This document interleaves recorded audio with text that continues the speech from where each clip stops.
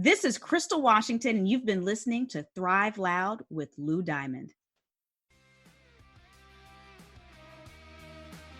Thrive Loud brings you the most incredible leaders that can help you to succeed, to hustle, to grow, and of course, to thrive in your business and in your life. This is the show, the place, the launch pad to get you to the next level.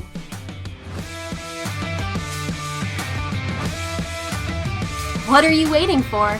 It's time to Thrive Loud. Welcome, everyone, to another episode of Thrive Loud with Lou Diamond, connecting you to the most inspiring and amazing people that are thriving each and every day. I'm your host, Lou Diamond. Oh, man, I'm excited about today because today on Thrive Loud, we have a technology strategist and futurist who works with organizations that want to leverage technology to increase profits and productivity. She has educated and entertained audiences across the globe. She is the author of the books One Tech Action and The Social Media Why. Everyone wants a piece of our next guest, including some bird that attacked her while riding in a convertible, wanting a piece of her afro for its nest. Thrive Loud listeners, a woman that loves Houston and how great the humidity is for your skin. Crystal Washington, welcome to Thrive Loud. Thank you so much for having me, Lou. I'm excited to be here.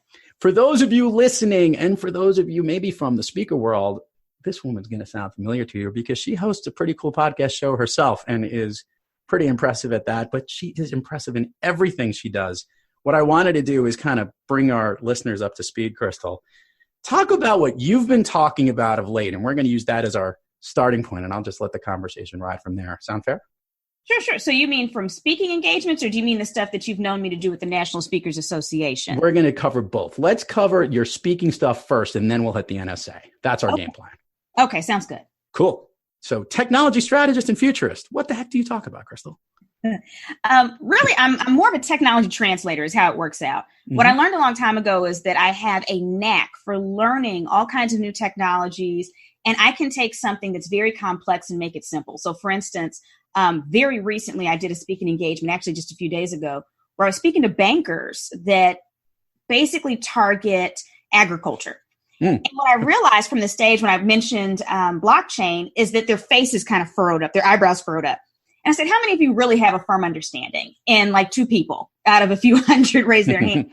And so I was able to really break down blockchain. And one of the comments that I got, a few of them actually by email and through my website, was, oh my gosh, you're the first person I ever heard of who made it really practical and broke down the different implications for it in a way that we can understand and so that we know how it applies to us. So that's what I do. I take real complex stuff and I help people prepare for the future. I help them understand what's coming. I help them understand how to use it for marketing and also to extend their own careers and or businesses. Crystal, we recently had Brian Fanzo on this show. I love him. I know you do. Who doesn't love Brian, by the way? He's lovable. The backwards cap donning, pager wearing speaker. And he had a great point on our episode about the fact that, technology can't solve all problems. In fact, you first have to solve a lot of the people problems first and then use technology to enhance it. Mm-hmm. So I guess what I wanted to ask is, from the way that you look at real efficiencies on how to use things, do you look at the process on how people are doing things first, or do you try to match it up maybe with what's the best technology that'll make that process better? Try to understand your balance between the two.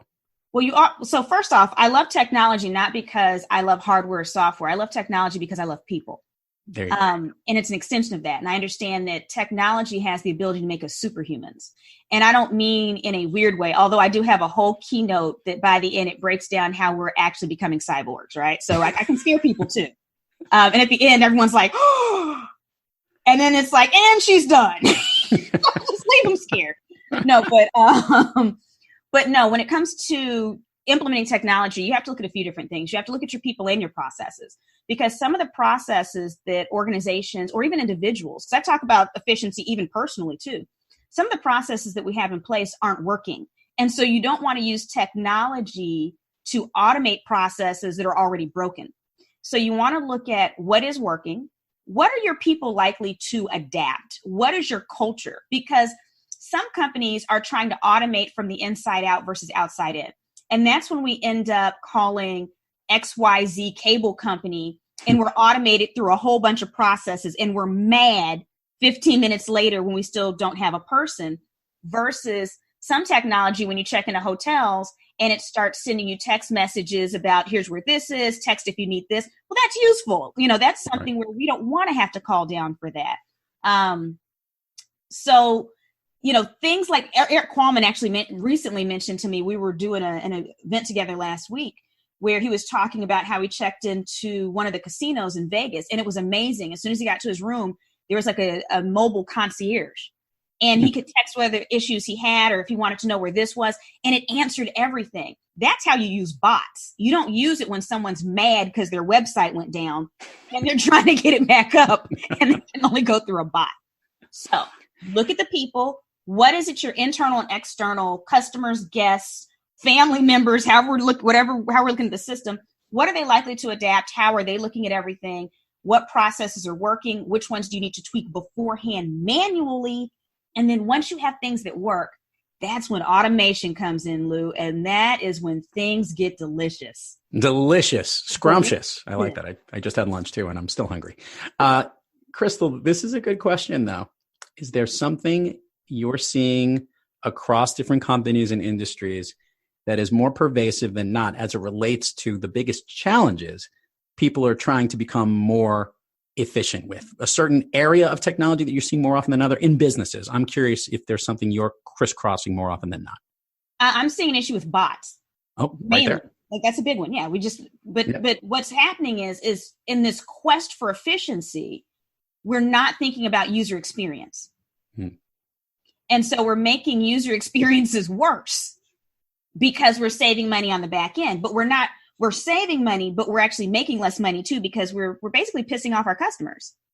So I'm seeing that. The other thing that I'm seeing is that companies aren't evaluating, and it really goes back to the last question, but they're not evaluating their cultures. And so they're pushing technology on people that do not want it, or even more importantly, they didn't bring them to the table when they were brainstorming, when they were tweaking their processes. And when people are not included in the process before implementing, when they're not included in the decision-making and kind of just coming up with the solutions, they are much less likely to accept your new technology that's going to have hiccups in the beginning and work through it. They're going to dislike you. And some of them are even going to intentionally throw wrenches in the program. Oh, I like this. I'm currently dealing with a client of mine right now who actually has this new technology, and I'll share this with you and our listeners because they'll appreciate this. This is one of the newest. You keep hearing all about AI and all these different ways that we can interact, and you just mentioned the bots. Mm-hmm. This particular company I'm working with is pretty groundbreaking in the sense that they're all about voice and voice technologies, and specifically voice commerce. And one of the coolest sit-downs that we had internally when I was working with this client was understanding when we want to use voice and when we don't, even though in some instances, because visually impaired people are not, we actually are sitting down and talking about when do you use your voice when you want to buy something? Mm-hmm. And the reality is we use our voice when we know exactly what it is we want. Right. We won't use it. We might want to search and purvey with our fingers or our keyboards or whatever it is to do some research. But once we know what we want, we'll use our voice to do it. I want 2 large pizzas and a Coke. I want to refill this. So I'm with you on that, working together with companies to help them figure out exactly what that experience is. Have you had instances where you have seen just piss poor ways of not taking that UX into account that isn't bots, something else? Because I know you're such a good observer of seeing a situation and making it simple, but then seeing something that someone did and saying, why did you do it this way? Why didn't you take into account? Anything you could share with the listeners? Oh, man, I'm trying not to pick on a particular company. We'll leave their names out. Oh, man. And examples I'm thinking of, it will be so apparent who I'm talking about. There is a very large company that we are all aware of, and we all have some of their technology. I don't care who you are. When they take over organizations, they make it much harder to go through their services to get to what you want. They will take something that is very user-friendly, and once they buy it out, it becomes not at all user-friendly. It's beautiful, They create beautiful things, but they do not create user-friendly things. I wish I could be more specific, but I promise you, if I gave you any of the examples in my head, everyone's going to be like, oh, it's this person. It's this, or we're not person. It's this organization. Here, and they'll all agree with me, but I'm not trying to do that necessarily. But I think even, just basic website design, basic app design, you have to be very careful that you don't let your brilliant idea people just loose and have them creating things without having someone that's doing user experience testing it out the whole way, because things can be gorgeous and non-functional. I like how you approach just about everything and your way of, just as you opened and saying how you could take something really complicated. By the way, I actually got a pretty good understanding of blockchain technology last year, and I couldn't believe I didn't understand it. People like to make the names more simple. When you communicate to those that want to have you come into an organization and when they want to bring in Crystal Washington, how do you simply describe what it is that you do? Well, I actually don't start off talking about me. I ask a lot of questions because there's a lot of things that I do. Everyone who's listening to us right now, there's a million things that they do, whether we're talking about for their career, at home, whatever. We wear a gazillion hats, right? So I need to understand what changes are they needing, what 3 things they need their people to walk away either knowing or doing. And then based on that, I reflect what my prescription is based on that. So it's like you go to a doctor, you don't say, hey, doctor, what do you do? Well, the general practitioner is going to be like, what? Everything? What do you mean? But if you say, hey, I have this rash and there's something purple coming out of it, then the doctor can say, well, for you, what I'd suggest is go to the emergency room. But I'm kidding. But he might say, we have this option, or this option. So that's pretty much the take I have. And I will say sometimes after they tell me what their deliverables need to be, sometimes I'm not the right fit. Sometimes I refer someone else. Like when people need in-depth cybersecurity help, that is its own very specific niche. You need someone who eats, sleeps, and breathes that. So understanding that, I pull in someone from that category. I want to start pivoting in one particular direction here and talk about what we are speaking on right now, which is a podcast show. Share with the listeners a little bit about what the experience has been like hosting a certain show that many of these listeners actually already subscribe to. Okay. Am I allowed to mention it? Or yes, you can. Absolutely. We're going to put links to it too. So it's Voices of Experience, which is the official podcast of the National Speakers Association. I have 0 experience with podcasting. I am very clear about my lanes, Lou, and I'm not a fudger. Okay.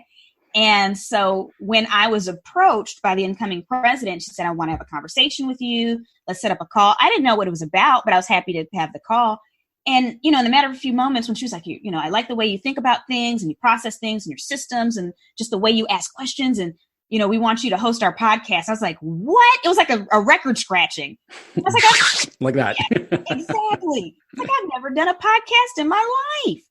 And she was like, I know, but you're going to be amazing. And I need you to do this. And I told her to give me 2 weeks because as I already told you all, I'm a researcher.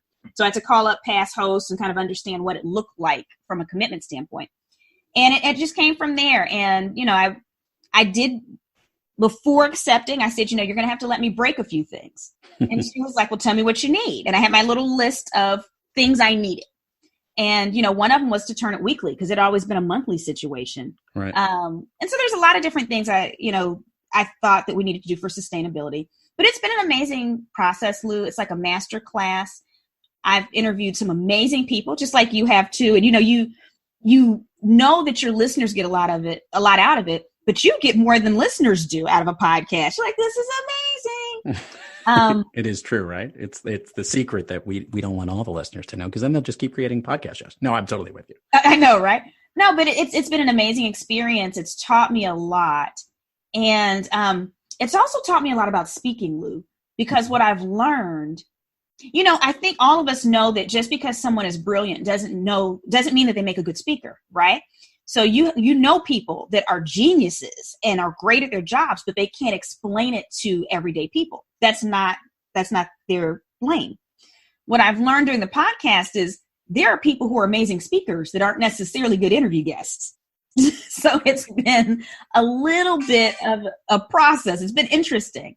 And then, some people that they may not be the highest energy on stage, once there's no visuals and you get them on a podcast, just explode. So it's really interesting to learn these dynamics. So it's just been a lab for me, honestly. And I just try to put out the very best thing that I can. I will say this. First of all, you do a spectacular job. I've listened to the several episodes that you've been on. I'd say about 3 of them. And you really do a good job of featuring the guest, which is really good, making it about them, which I could see is what you do with your clients. So you're very focused on not you, on them, which brings it back to you, which comes off really good. You also sound very good.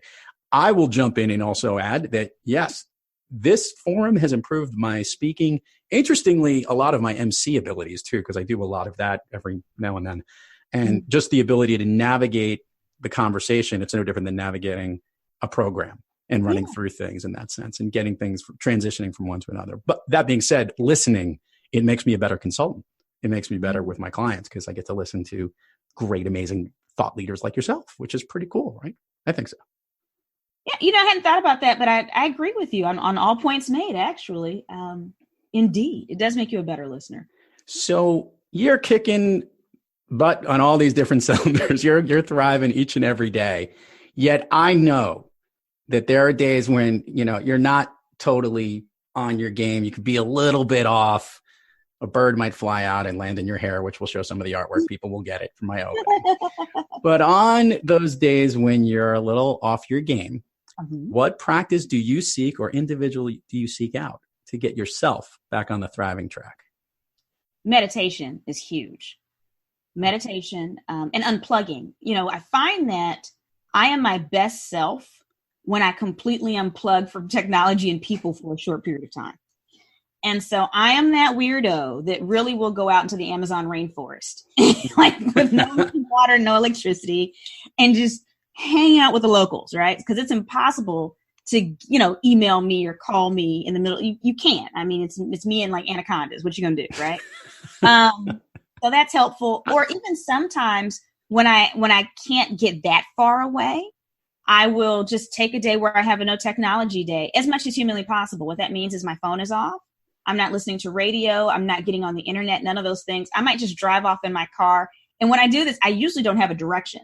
I just start driving and I see where I end up. And I always have like these crazy, like spiritual quests. Like I lie to you not. Like if I should write a book about some of these happenings. You end up meeting like random old wise people, or you like end up inside of a museum and someone comes up to you and they're like, yes, what you've been thinking. Like literally this kind of stuff happens. It's so weird and hilarious. And then at the end, I might end up at one time I ended up at a hotel on Galveston Beach. And I was like, okay, I'll spend the night here. I just text my husband. I turned on my phone and texted at this hotel. Phone's going back off. Love you. Good night. And then he sees me the next day. Right. So I come back for my spiritual quest and I can immediately write like 18 blog posts or something. It's crazy. Like I'm like amazingly sharp. So unplugging is huge for me. And the more I unplug from technology and people, the two things that my entire career is based on, the more I can serve people with technology. Crystal, thank you for sharing that. Although I'm also trying to sell that idea of me just putting myself up in a hotel not too far away from where I live to my wife and say, I'll see you in the next morning. Somehow I think I'll come back with my head shot off, but that's not important right now.